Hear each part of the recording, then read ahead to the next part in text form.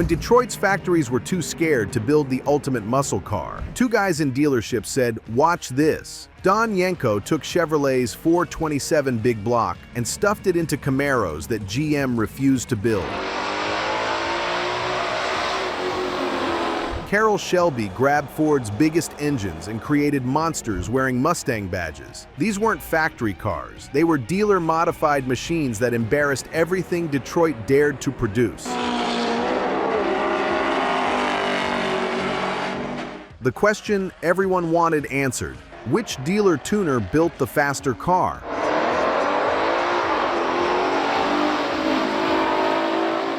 In 1969, if you walked into Yenko Chevrolet in Canonsburg, Pennsylvania with enough cash, you could drive out in something GM's lawyers would never approve.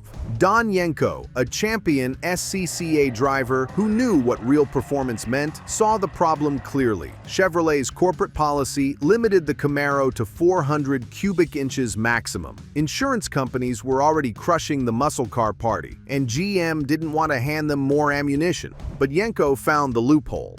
He ordered stripped-down Camaros with the base 396, then immediately yanked those engines and dropped in the L72 427 from the Corvette.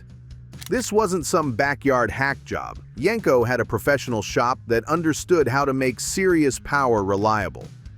The L72 pumped out an official 425 horsepower, but everyone knew the real number was north of 450. Solid lifters, 11-to-1 compression, and an aluminum intake manifold that meant business. The complete Yenko package ran you about $4,300 in 1969. For that money, you got the 427 swap, a Muncie M22 rock crusher 4-speed that could handle the torque, 4.10 rear gears that launched like a dragster, and upgraded suspension that kept the thing pointed straight. Yenko even added his own graphics package and paperwork documenting the conversion. These cars came with a dealer warranty, which was more than you'd get from most street racers doing engine swaps in their garage. Yenko built 201 of these Super Camaros in 1969. Each one wore special striping and badging that let everyone know this wasn't your uncle's daily driver. The 427 badge on the hood scoop wasn't decoration, it was a warning. These cars could rip through the quarter mile in 13.1 seconds at 107 miles per hour with a decent driver. Put someone who knew how to launch it behind the wheel and you were looking at high 12s all day long. Meanwhile, out in California, Carroll Shelby was doing something similar with Ford's blessing. The 1969 Shelby GT500 represented the peak of Shelby's Mustang program before Ford took it over completely. Unlike Yenko's underground operation, Shelby American was practically a factory team by 1969. But that didn't make the GT500 any less of a weapon.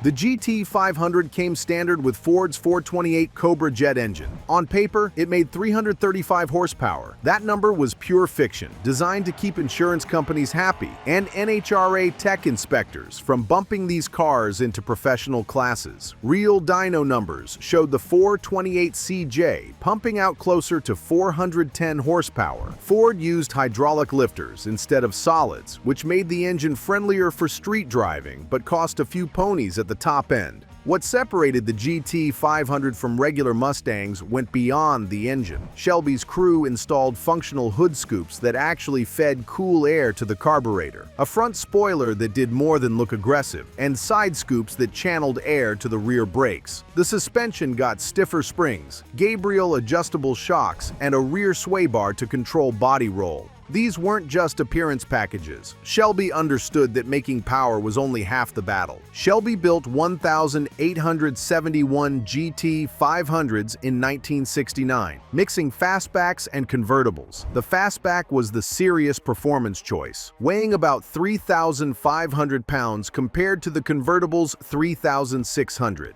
That might not sound like much difference, but at the drag strip, every pound matters. A well-tuned GT500 fastback could click off 13.9 seconds at 103 miles per hour in street trim. With slicks and some tuning, you could knock that down to the mid-13s. Here's where things get interesting. The Yenko Camaro and Shelby GT500 took completely different approaches to the same problem. Yenko's philosophy was pure drag strip violence, maximum cubic inches, aggressive gearing, and just enough chassis to keep it pointed straight. The car weighed around 3,400 pounds, which was lighter than the GT500, despite the Camaro's heavier iron block 427. That weight advantage came from Yenko's insistence on deleting every luxury feature that didn't make the car faster. The Shelby, by comparison, was almost civilized. You got power steering, power front disc brakes, and an interior that didn't feel like a stripped race car. Shelby knew his customers wanted a car they could drive to work on Monday and race on Saturday night. The GT500 delivered that versatility, even if it meant sacrificing some tenth seconds at the drag strip.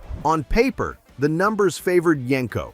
The 427 made more peak horsepower and significantly more torque, 460 pound-feet compared to the 428's 440. The Yenko's lighter weight and shorter gearing meant it hit 60 miles per hour in about 5.3 seconds. The GT500 needed 5.5 seconds. Not a huge difference, but consistent across multiple magazine tests. Quarter-mile times told a similar story. The Yenko consistently ran 13.1 at 107, while the GT500 clicked off 13.9 at 103. Again, we're talking about 0.8 of a second, close enough that driver skill and track conditions could flip the result, but the Yenko had a clear edge in straight-line acceleration.